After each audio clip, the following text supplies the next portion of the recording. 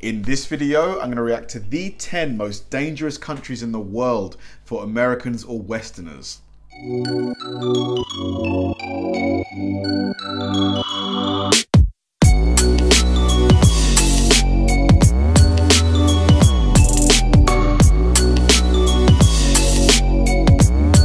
Hi guys, and welcome to another episode of Kabir Considers. This is the place where I react to music, media, sports, anime, anything related to popular culture. I'll watch it with an open mind and give you my 100% honest reaction to it.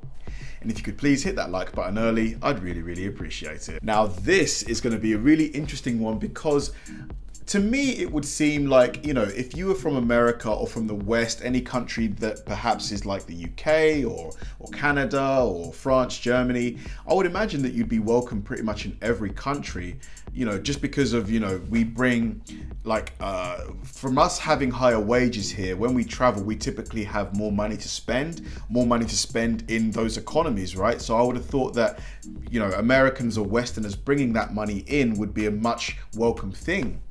But, you know, I guess that's quite a naive perspective to have, because I imagine, you know, perhaps for political reasons or something else, you know, there may be reasons why certain people may not welcome Americans or Westerners. So yeah, this list is going to be really interesting, because it's going to pretty much open my eyes and tell me countries that maybe I shouldn't think of ever going to. So let's go. This is going to be me reacting to 10 countries not safe for Americans or Westerners to travel to. Let's do it. What is going on, everyone? Welcome back to the world according to Briggs. Today is another international video. Did you know some countries are more dangerous than Detroit or a lingerie party at my cousin's ex-wife's house? Yes, it's hard to believe, I know. She's had lingerie parties. In general, the world can be a dangerous place. You could be in danger no matter where your plane lands. The thing is, some countries excel in danger, and some even bump it up a notch depending on where you hail from. If you think everyone in the world loves America and its people, you've lived a sheltered life, and I want to congratulate you for escaping wherever you were being held and now are able to watch my videos on the internet. The fact is, some countries are dangerous for everyone, especially Americans. So much so, the Department of State, some people know it as the State Department, but it's actually the Department of State, updates a report every couple weeks called the Travel Advisory. This is a report that ranks the danger level a country might have for Americans if they travel there. It has colors like a danger mood ring. That's quite a useful thing that the State Department does there. And goes by levels. Level 1 being blue, exercise normal precaution, all the way up to red for do not travel here. In today's video, we're looking at the top 10 level 4s and find out why. Alright, so let's see what countries you should avoid, starting with Number 10, Syria. You should not go to Syria unless you're bulletproof. That is probably the best piece of advice anyone has ever given you. Syria has been in a civil war for about 9 years now. Now, here's the fun part. It's a multi-sided civil war, so there's like 3, 4, 5 different factions fighting each other. That's always fun. That could be a problem, because you never know who's shooting at you. Let's say you're cruising with a Syrian real estate agent looking for a nice, partially bombed out duplex, and shooting starts. You won't know who it is. The State Department offers this warning. No part of Syria is safe from violence. Kidnappings by armed groups, arbitrary arrests, the use of chemical warfare, shelling, and aerial bombardment pose a significant risk of death or serious injury. The destruction of the infrastructure, housing, medical facilities, schools, and power and water utilities has also increased the hardships inside the countries. So here it is. Don't go to Syria.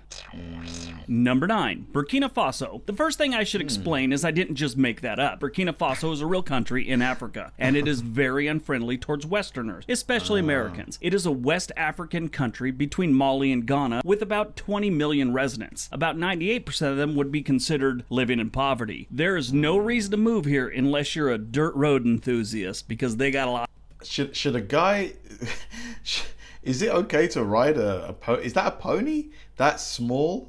out of them. If you do feel like scratching this place off your bucket list, here's what the State Department says. Terrorist groups continue plotting attacks in Burkina Faso. Terrorists may conduct attacks anywhere with little or no warning. Are there terrorists out there like, pencil me in for next Thursday, I'm gonna blow up your building? Is that going on? I think they always attack with little or no warning. Targets could include hotels, restaurants, police stations, custom offices, areas in or around or near mines, place of worship, military posts, and schools. In other words, words, these guys don't care. They'll blow you up. Kidnappings and hostage taking are a threat throughout the country. On May 10th, 2019, a hostage rescue operation. I just have to say, I know I'm digressing here, but aren't elephants just the most majestic animals on the planet? Just look at this. It's just... they don't even look like they're from this planet. It's just... amazing creatures. Freed 4 international hostages that had been kidnapped in Burkina Faso. The government of Burkina Faso has maintained a state of emergency for most of the country. I'm sure they say most because there's parts of this country that are so dry, camels don't even like to go to. Wow. Number 8, South Sudan. South Sudan is a landlocked country in East Central Africa with a population of about 12 million people. I did a video about the worst airports in the world, and South Sudan's airport was on that list. Among the many issues this place has, the airport's restroom is a tent with a trench. I'm not even kidding. Every month or so they move the tent and the trench someplace else. There's no indoor plumbing at the airport, along with most... No indoor plumbing at the airport? So I'm guessing flushing the toilet is out, right? At least flushing it the way we would flush a toilet. Most other places. As a Sudanese man once told me, water is for drinking, not for pooping. So I guess that's their little motto there. Anyway, here's the State Department's take on South Sudan. Violent crimes such as carjackings, shootings, ambushes, assaults, robberies, and kidnappings are common throughout South Sudan. Female foreign nationals have been victims of all kinds of bad stuff. They listed it, but I can't tell you because I don't want to get demonetized, but you can imagine what that is. Armed robberies and other violent crimes happen all the time in the streets of South Sudan, when you could find streets. An armed conflict is ongoing, including fighting between various political and ethnic groups. Weapons are readily available to the population. In addition, cattle raids throughout the country often lead to violence. They steal each other's cows, apparently. News reporting in South Sudan without the proper documentation from the South Sudanese Media Authority is considered illegal, and any journalistic work there is very dangerous. Journalists often report being harassed in South Sudan, and many of them have been killed. I have to say, you know, obviously journalists, a lot of journalists, in my opinion, they're just, a lot of them are horrible people, but there are some who put themselves in great risk or at great risk to cover really important stories that need to be shown to the world. You know, to think that there's people, you know, willing to risk their lives to get into a lot of these countries that are going to be on this list, just to, you know, like, for no real financial incentive for themselves. It's quite heroic, really. While covering conflicts. So yeah, there's no reason to go here. Number 7, Yemen. Yemen hasn't been a tourist hotspot since... I feel like there's a massive... Is there a massive conflict going on in Yemen right now? I've heard of it vaguely. If anyone knows of it, let me know. I'm sure it's going to be covered a little bit in this video, but yeah, let me know if anyone is particularly up to date on what's going on there. Well, pretty much forever. The place kind of blows. It is a country on the Arabian Peninsula that shares a border with Oman to the east, Saudi Arabia to the north, and the Gulf of Aden to the south. Since medieval times, this place has had conflicts. The Yemen Revolution followed other Arab Spring mass protests in early 2011. The uprising was initially against unemployment, economic conditions, and corruption, as well as against the government proposals to modify the constitution so that the guy in charge's son could inherit the presidency. So, you know, no more elections, you just give it to your son, which is kind of like a monarchy, and the people weren't going for it. That's not a democracy. March of 2011, police snipers opened fire on a pro-democracy camp, killing more than 50 people. Good times in Yemen. Call your travel agent. Pay your life insurance first. Let's see what the State Department has to say about Yemen. Starts off pretty plainly. Do not... It's quite interesting, the architecture here, though. Quite picturesque, in a way. Not travel to Yemen due to terrorism, civil unrest, health risks, kidnappings, armed conflict, and landmines. The U.S. Embassy in Sanaa, I think that's how you pronounce it, suspended its operations in February of 2015, and the U.S. government is unable to provide emergency services to U.S. citizens in Yemen. In other words, you're on your own, everyone. Terrorist groups continue to plot and conduct attacks in Yemen. Terrorists may attack with little or no warning. There it is again. Little or no warning. Why do they keep saying that? And they target public sites, transportation hubs, markets, shopping malls, and local government facilities. Additionally, there is a continuing threat of kidnapping, detention by terrorists, criminal elements, by non-government actors. Employees of Western organizations may be targeted for attack or kidnapping. Military conflict can cause significant destruction. I feel really sorry for the people that are trapped in, you know, these countries. Obviously some, you know, wouldn't want to leave, and I completely understand that, you know, because this is their home at the end of the day. This is where they were born, this is what they know. But I imagine most of these people, the vast majority, haven't experienced a life without the restrictions, the perhaps oppressive living conditions that they're having to deal with. So yeah, it's just kind of puts things into perspective for me, I guess. To the infrastructure, housing, medical facilities, schools, power, and water utilities. This limits availability to electricity, clean water, and medical care. Instability often hampers the ability of humanitarian organizations to deliver critically needed food, medicine, and water. There's also reports of landmines throughout Yemen. Cholera is present throughout Yemen as well. There's limited availability to medicine and medical supplies, and adequate medical treatment is unavailable if you get cholera. If you guys haven't picked up on it already, don't go to Yemen. Number 6, Venezuela. The US and Venezuela haven't been on the best of terms for some time. Is it like, I believe Venezuela, the currency has collapsed there, right? I think I read somewhere that they use Bitcoin now as the predominant way of, of exchanging for goods and services. If that's the case, that's just incredible. Now, just last year, we unfriended them on Facebook. On March 11, 2019, the U.S. Department of State announced the withdrawal of all diplomatic personnel from the U.S. Embassy in Caracas. All services, routine and emergency, would be suspended until further notice. Now, here's the warning that the State Department gives about Venezuela. Violent crimes such as homicide, armed robbery, kidnapping, and carjacking are common in Venezuela. Political rallies and demonstrations occur often with little notice, sort of like those terrorists. Demonstrations typically elicit a strong police and security force response that includes the use of tear gas, pepper spray, water cannons, and rubber bullets against the participants, occasionally devolving into looting and vandalism. There's a shortage of food, electricity, water, medicine, and medical supplies throughout much of Venezuela. The US CDC issued a level 3 warning to avoid non-essential travel to Venezuela, and that was in 2018, due to inadequate health care and a breakdown of the medical infrastructure in Venezuela. Venezuela is in bad shape. They have been for some time, and it is getting worse. It's kind of been pushed to the back of the news channels lately because we've got other things going on, but those people are in bad shape. Don't go there. Don't be part of the problem.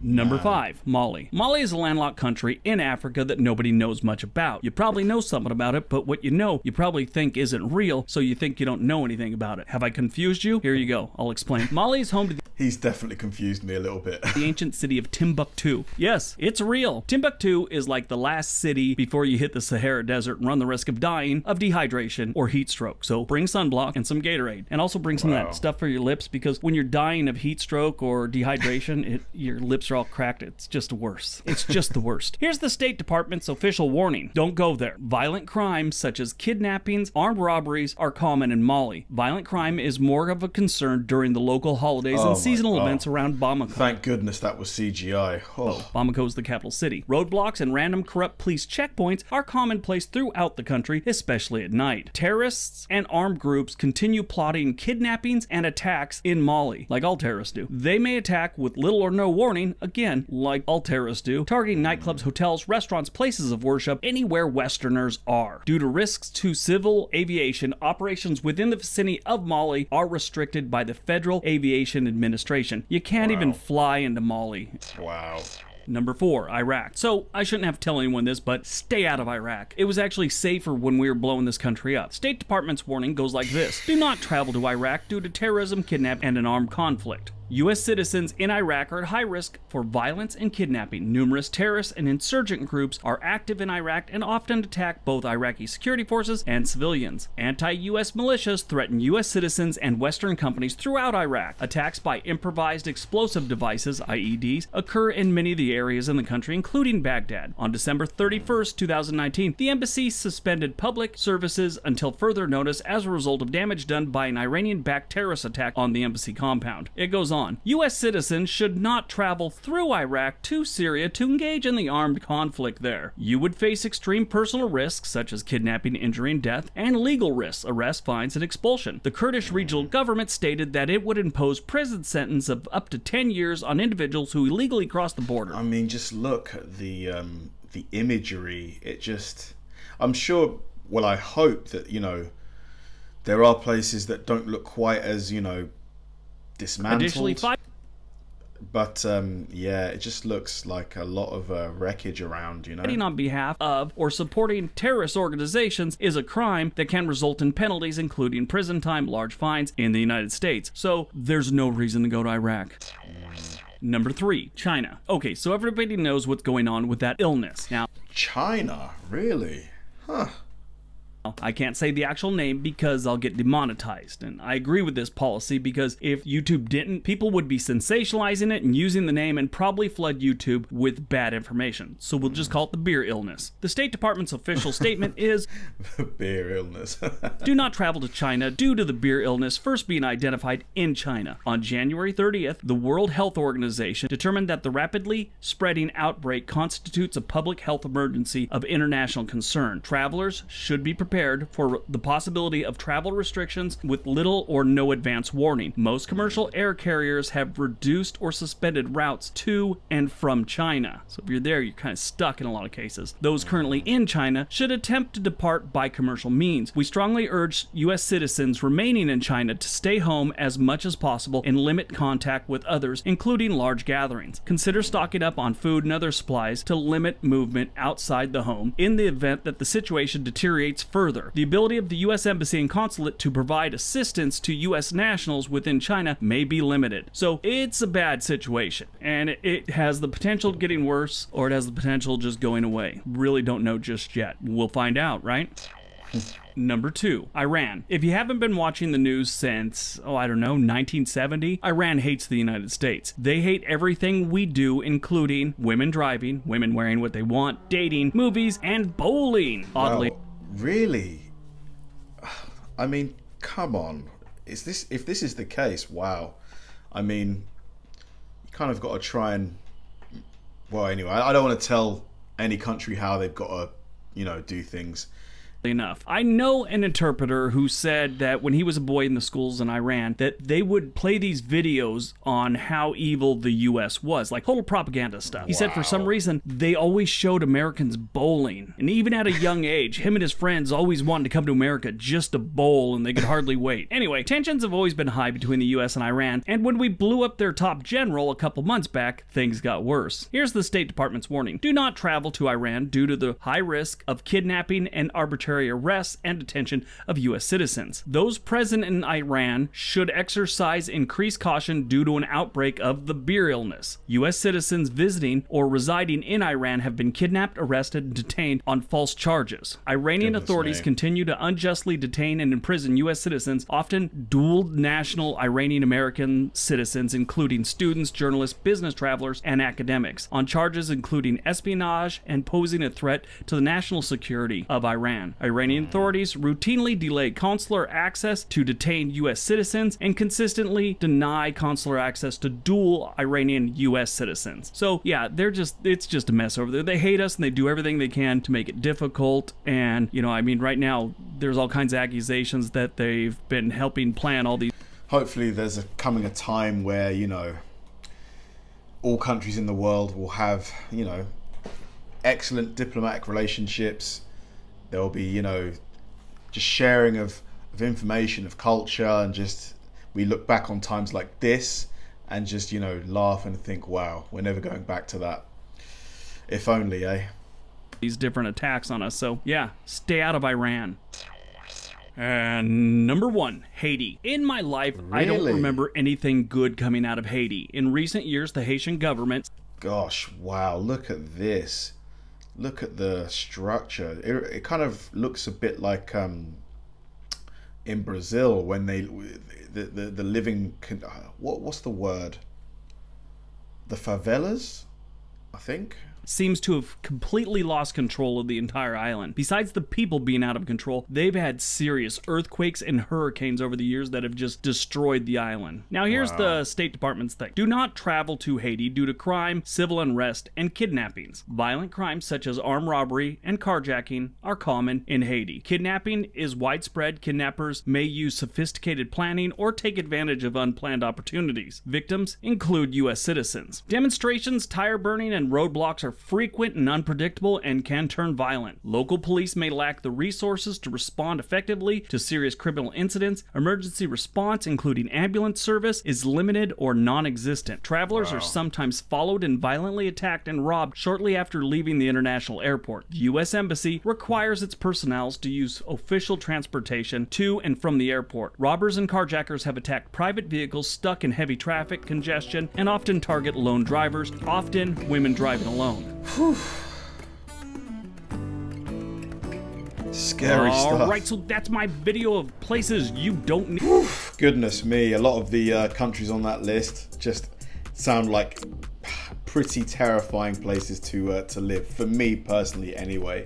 It's just they didn't look, obviously I know that for the purpose of making a video called places that you don't want to go to, the creator of the video may have used images that kind of back up his perspective based on how bad they look. But yeah, I've got to say a lot of them just didn't look inviting. I couldn't think of why I'd want to go to many of the countries on the list. Perhaps if I was a journalist, maybe if I was doing some investigatory journalism. But yeah, like really eye-opening, really shocking. Hopefully one day diplomatic ties and relationships will improve greatly, but yeah, shocking stuff. Thanks for watching, guys. If you enjoyed this video, please like, subscribe, turn on bell notifications, and keep throwing the recommendations my way. I know I say it all the time, but they genuinely help me out, because if I know you enjoyed watching something, I'll definitely enjoy reacting to it. So like, subscribe, turn on bell notifications, keep throwing the recommendations, and I'll catch you in the next one.